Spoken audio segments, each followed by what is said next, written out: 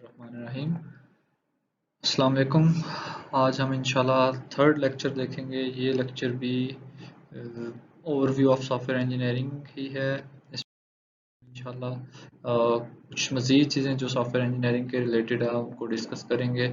आज I am really sorry, मैं कुछ इंटरनेट की इशू की वजह से मैं नहीं लाइव लेक्चर नहीं ले पाया, तो मैं ये रिकॉर्ड करके आपको लेक्चर भेज रहा हूँ। तो काइंडली ये लेक्चर जो है आप देख लीजिएगा, और उसमें जो है अगर कोई इशू हो तो आई एम अवेलेबल। हम इंशाल्लाह क्वेश्चन आंसर का सेशन ज़रूर कर लेंगे।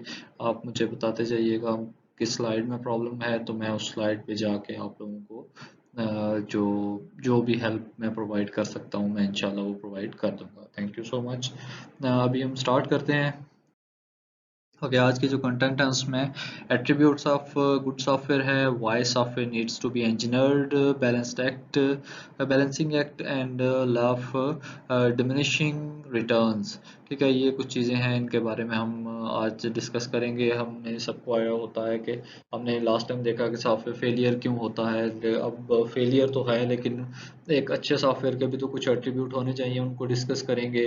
उसके बाद हम देखेंगे कि सॉफ्टवेयर इंजीनियरिंग में सॉरी जो सॉफ्टवेयर है उसको इंजीनियर करने की ज़रूरत क्यों है। ऐसा क्यों है कि हम कहें जी कि एक सॉफ्टवेयर जो है वो इंजीनियर्ड होना चाहिए। वो नॉर्मल जैसे हम सिंपल रियल लाइफ में डेवलप करते हैं जस्ट प्रोग्राम करके, वैसा क्यों नहीं होना चाहिए। फिर बैलेंसिंग एक्ट है, इसकी कुछ हम डिटेल देखेंगे कि what is a balancing act, और लॉ ऑफ डिमिनिशिंग रिटर्न्स के इस लॉ के बारे में भी हम डिस्कस करेंगे। ये भी कुछ हमें इंफॉर्मेशन देगा सॉफ्टवेयर इंजीनियरिंग के रिलेटेड। सो हम स्टार्ट करते हैं। पहले एट्रीब्यूट ऑफ गुड सॉफ्टवेयर।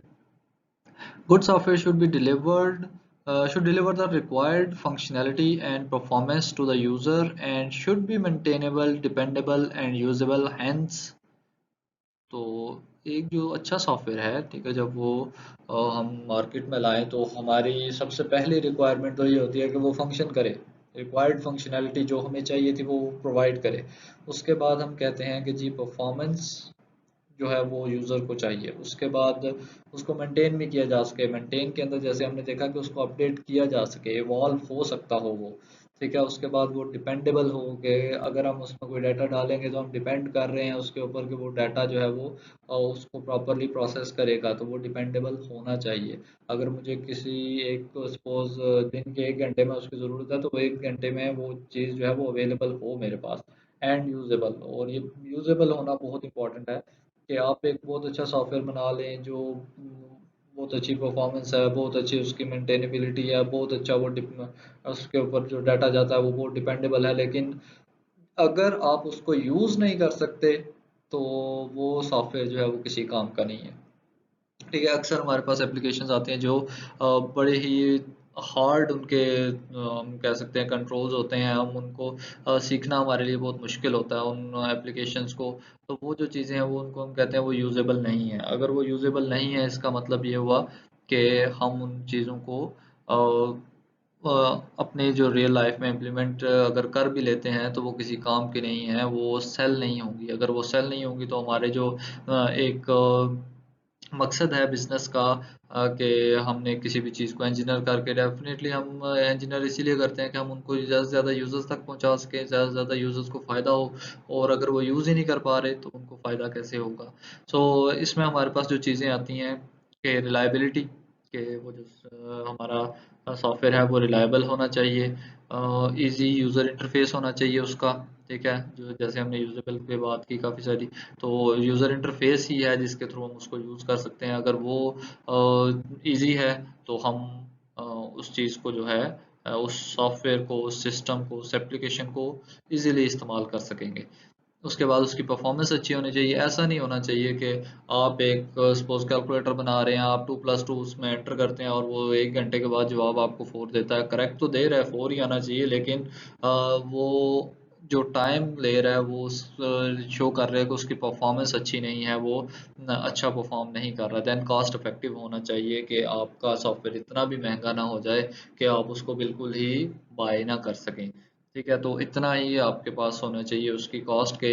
आपके जो कस्टमर्स हैं, जो आपने टारगेट किया हुआ था कि इन कस्टमर्स में हमने इनको इस सॉफ्टवेयर को बेचना है, तो वो जो हैं उस सॉफ्टवेयर को बाय भी कर सकें। ठीक है, हमारे पास है जी, why software needs to be engineered. Every company can build software with unlimited resources. ठीक है, हम हमारे पास अगर अनलिमिटेड रिसोर्सेज है ना, तो फिर तो कोई भी कंपनी कोई भी सॉफ्टवेयर बना सकती है। ठीक है, लेकिन प्रॉब्लम यहाँ पर आती है कि हमारे पास रिसोर्सेज जो हैं वो अनलिमिटेड नहीं होते, हमारे पास वो लिमिटेड ही रहते हैं। और जो इकॉनमी है काफ़ी सारी, उसके साथ हमारा काफ़ी अच्छा एक सॉफ्टवेयर का जो है वो रिलेशन है उस किसी भी कंट्री की इकॉनमी के साथ। जैसे हमने जीएनपी के बारे में बात किया कि कंट्रीज जो है वो इम्प्लीमेंट जो अपने जो मनी है, अपना जो ग्रॉस नेशनल प्रोडक्ट के लिए जो उन्होंने रिजर्व की हुई है इकॉनमी, वो उस पे इन्वेस्ट कर रहे हैं सॉफ्टवेयर के ऊपर। सो इसके लिए हम कह रहे हैं कि but software has very close relationship with economics. So economics के साथ भी उसके रिलेशनशिप है, जिसकी वजह से हम कह सकते हैं कि अनलिमिटेड तो किसी की भी इकोनॉमी नहीं है। हमारी जो आजकल की सिचुएशन है, तो कोई भी कंट्री जो है ये तो कभी भी बर्दाश्त नहीं कर सकती कि वो अनलिमिटेड सोर्सेज जो है वो रिसोर्सेज वो दे दे किसी सॉफ्टवेयर कंपनी को। तो लिमिटेड ही चीज़ें देनी पड़ती हैं।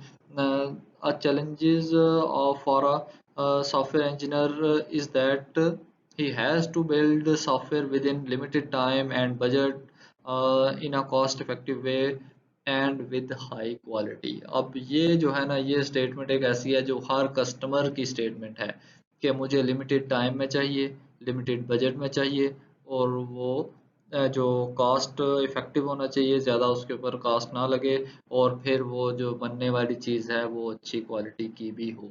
ठीक है, ये तो आप समझ लें कि हर इंसान की ये रिक्वायरमेंट है कि मुझे सस्ती और अच्छी चीज़ चाहिए। ठीक है, तो वो सस्ती और अच्छी, और प्लस एक और चीज़ हम यूज़ करते हैं कि और टाइमली चाहिए, जल्दी चाहिए, आज ही चाहिए सपोज।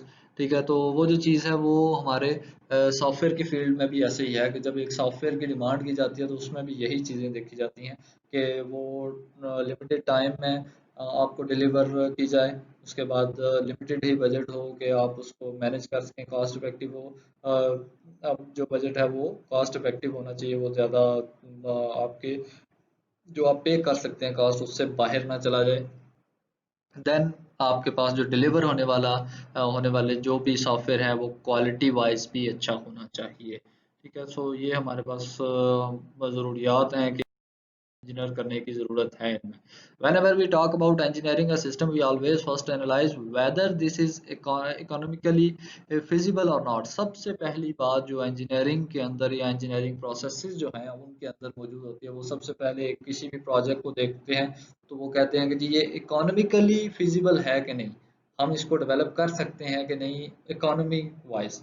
ठीक है, कि ऐसा तो नहीं है कभी हम इसको डेवलप करने पे लग जाएं और इतना इस पे पैसा इन्वेस्ट हो जाए कि हम इसको आधे में ही छोड़ दें। ठीक है, and engineer development process always define activities keeping the economical feasibility intact। ठीक है, तो आपका जो कोई भी इंजीनियरिंग डेवलपमेंट प्रोसेस है वो हमेशा आपके जो फिजिबिलिटी स्टडी है वो इकोनॉमिकली भी करता है।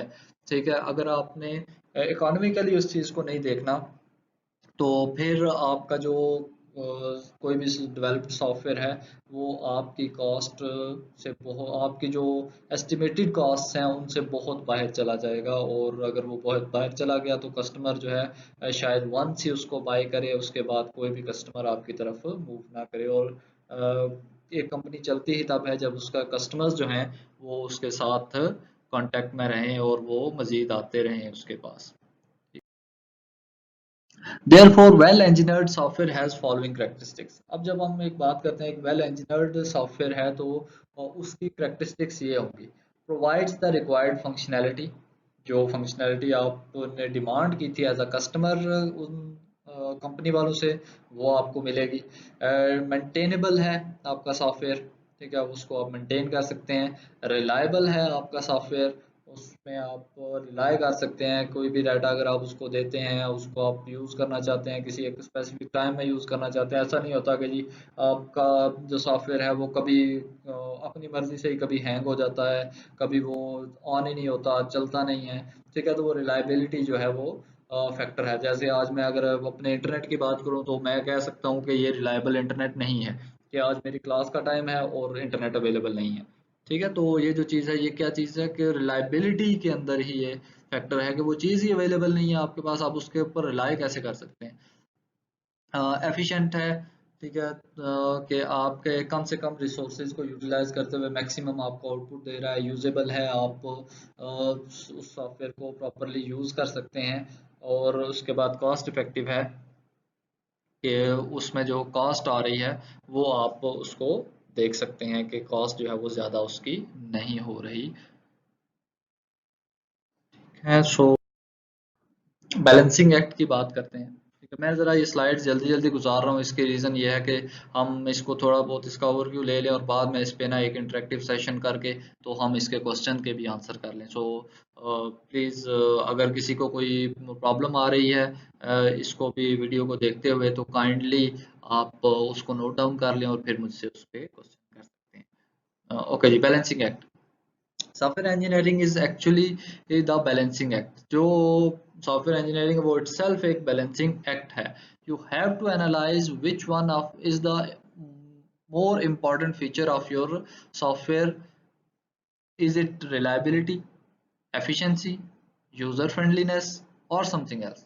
अब आपको जो है बैलेंस करना है इन सब चीज़ों को, कि आपको आपके कस्टमर को कौन सी चीज़ चाहिए, ज़्यादा उसकी जो ज़्यादा फोकस है वो किस तरफ है। उसको ज़्यादा रिलायबल सॉफ्टवेयर चाहिए, ज़्यादा एफिशिएंट सॉफ्टवेयर चाहिए, ज़्यादा यूज़र फ्रेंडली सॉफ्टवेयर चाहिए, या कुछ और है उसकी डिमांड। अब इसमें ज़रूरत क्यों पड़ती है, इस पे हम डिस्कस करते हैं थोड़ा सा। ज़रूरत इसलिए पड़ती है इस चीज़ की कि जब हम बात करते हैं कि एक सॉफ्टवेयर जो है वो बहुत एफिशिएंट होगा, ठीक है, तो इसका मतलब ये है कि उसके अंदर कम से कम रिसोर्सेज यूटिलाइज हो रहे होंगे और मैक्सिमम उसकी आउटपुट होगी। ठीक है, कम से कम रिसोर्सेज का मतलब ये है कि उसके अंदर बनने वाली क्लासेस जो हैं वो कम होंगी, उसके अंदर बनने वाले मॉड्यूल जो हैं वो कम होंगे, वो कम एक दूसरे के साथ इंटरेक्ट कर रहे होंगे। ठीक है, मे बी अगर हम उसी चीज़ को कहें कि वो रिलायबल मुझे चाहिए, तो उसमें रिलायबिलिटी जब आपने इंक्लूड करनी है तो आपको क्या चाहिए, अगर एक चीज़ वर्क नहीं कर रही तो उसी का एक अल्टरनेटिव आपके पास अवेलेबल हो। अब वो अल्टरनेटिव इटसेल्फ एक मॉड्यूल होगा, ज़ाहिर सी बात है।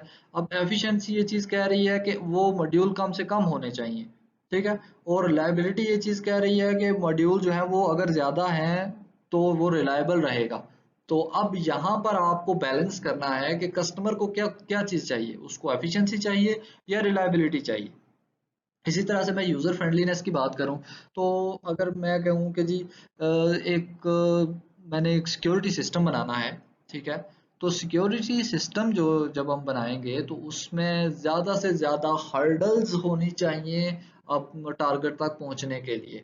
मतलब कि आपको 5-7 जगह से कोई आप 5-7 चेक लगा लें, उनमें से गुजरने के बाद आप प्रॉपर उस जो डाटा है वहां तक पहुंचे। लेकिन यूजर फ्रेंडलीनेस ये चीज कहती है कि भाई आपके पास कम से कम हर्डल्स हों वो, और आप फौरन डाटा के पास पहुंच जाएं। अब आप सोचें कि एक गेम जो है, एक गेम की अगर आप बात करते हैं, तो गेम में अगर आपके पास टारगेट बिल्कुल सामने है, आप उस टारगेट पे फायर करते हैं, वो चीज़ जो है वो बिल्कुल आप जो है टारगेट को अचीव कर लेते हैं, तो आई गेस आप वो गेम एक या दो दफ़ा खेलेंगे।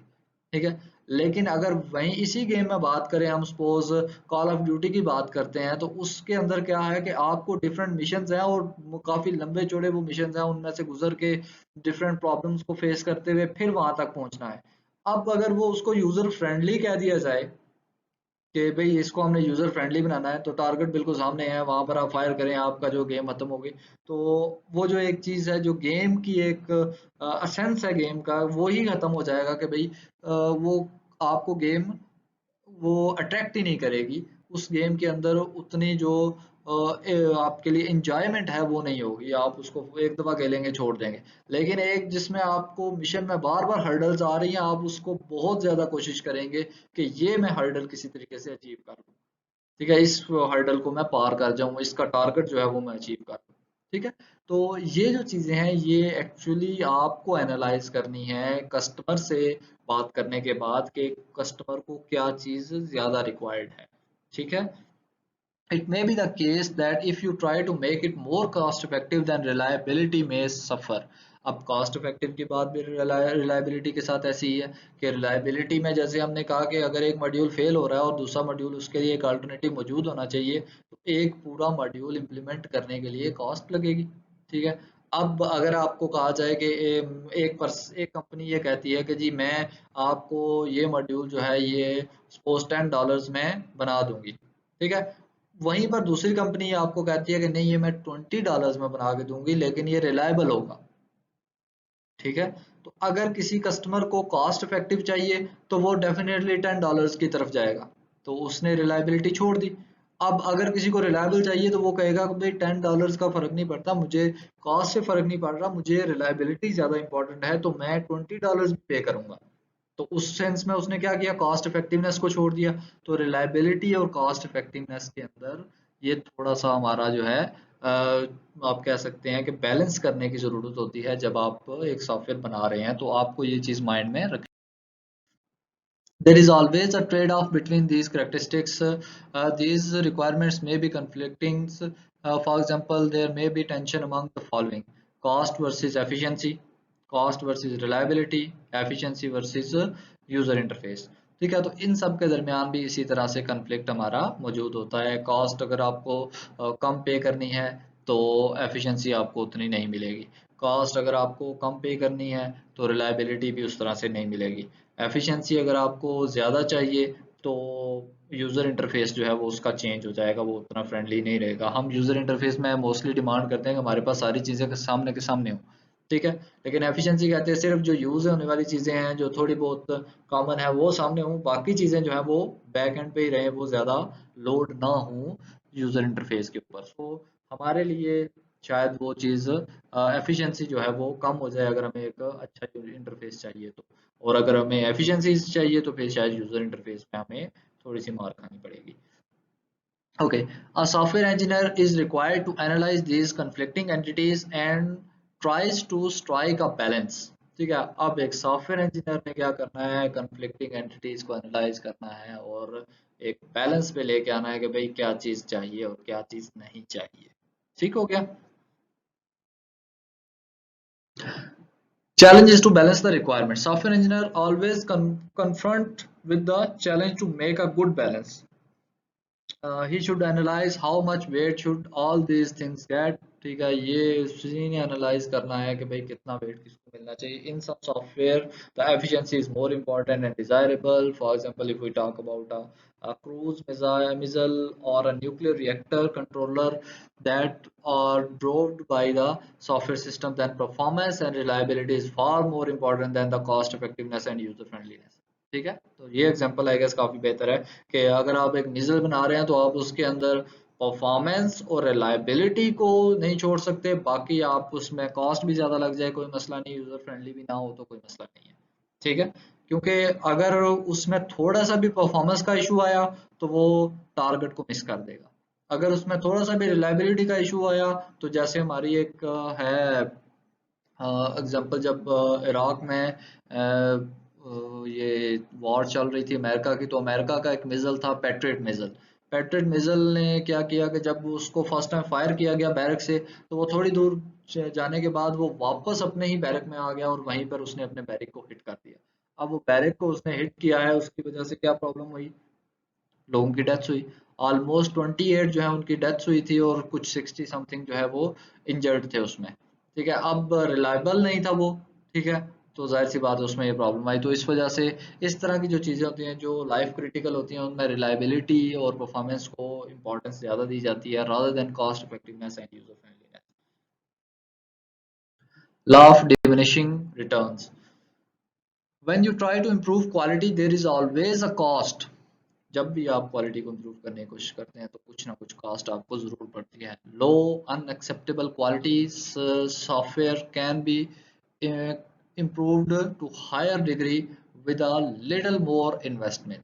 ठीक है, आपको इम्प्रूव करनी है क्वालिटी, आपको ज़्यादा कॉस्ट पे करनी पड़ेगी। ठीक है, ये सिंपल सी बात है। हम अपने सपोज अगर डेली लाइफ का देखें, एक कॉलेज जो है वो ज़्यादा चार्ज कर रहा होता है क्योंकि जी हमारे पास जो है अच्छे टीचर्स हैं और आपके बच्चे के अच्छे मार्क्स आएंगे। ठीक है, ऐसी बात है। तो इसमें क्या होता है कि आप जब क्वालिटी को इम्प्रूव करना चाह रहे होते हैं कि मेरे बच्चे के सपोज नंबर अच्छे आए, मेरे भाई के नंबर अच्छे आए, मेरी सिस्टर के नंबर अच्छे आए, तो क्या हो रहा होता है उसके अंदर, आप उसकी क्वालिटी इंप्रूव करना चाह रहे होते हैं, लेकिन क्वालिटी जब इंप्रूव करने की कोशिश करते हैं तो कॉस्ट उस पर लाजमी पड़ती है। इसी तरह से सॉफ्टवेयर इंजीनियरिंग में है कि अगर आप क्वालिटी को इम्प्रूव करना चाह रहे हैं, आप चाह रहे हैं कि quality suppose quality of the software improve हो जाए, तो आपको बेहतर डिज़ाइनर, बेहतर डेवलपर्स, बेहतर क्वालिटी एश्योरेंस वाले जो पर्सन्स हैं वो अपने टीम में चाहिए होंगे, और जितने लोग बेहतर होते हैं उतने ज़्यादा वो पे भी मांगते हैं, पे की डिमांड करते हैं। जब उनको पे की डिमांड उनकी ज़्यादा होगी तो जाहिर सी बात है आपने अपने पल्ले से तो नहीं देनी। आपने क्या करना है, आपने वो जो पेज हैं वो उन्हीं प्रोजेक्ट्स में से निकालनी है, तो आप उस प्रोजेक्ट को फिर हाईली कॉस्ट करेंगे। ठीक है, और low unacceptable quality software can be improve to higher degree with a little more investment. अगर आप एक लो या अनएक्सेप्टेबल क्वालिटी सॉफ्टवेयर को इम्प्रूव करना चाह रहे हैं तो वो इम्प्रूव कर सकते हैं अगर आप उसके ऊपर मजीद थोड़ी सी इन्वेस्टमेंट करें। ठीक है, और ये तो हमारे पास अक्सर हम किसी भी जगह पर जाएं ना तो वहाँ पर हमें ये सुनने को मिलता है अक्सर कि भाई अच्छा चले ये सपोज आपकी ये फलां चीज़ जो है ये वर्क नहीं कर रही, लेकिन अगर आप इसके ऊपर थोड़ा सा खर्चा करें तो ये चीज़ ठीक हो जाएगी। ठीक है, तो ये वही चीज़ है कि आप एक सॉफ्टवेयर को भी इम्प्रूव कर सकते हैं अगर आप उसके ऊपर थोड़ी सी मजीद इन्वेस्टमेंट। अब जो हमारे पास इसका एक ग्राफ है, ये एक्चुअली शो कर रहा है after reaching a certain level of quality the return on investment on the systems quality will become reduced. ठीक है, आप किसी भी एक सिस्टम की ना क्वालिटी को एक सर्टेन लेवल तक लेके जा सकते हैं, उससे ज़्यादा उसको नहीं लेके जा सकते। उसके बाद आप उसके ऊपर अगर कॉस्ट लगा रहे हैं तो वो सिर्फ और सिर्फ कॉस्ट ही लग रही है और उसमें कुछ नहीं हो रहा।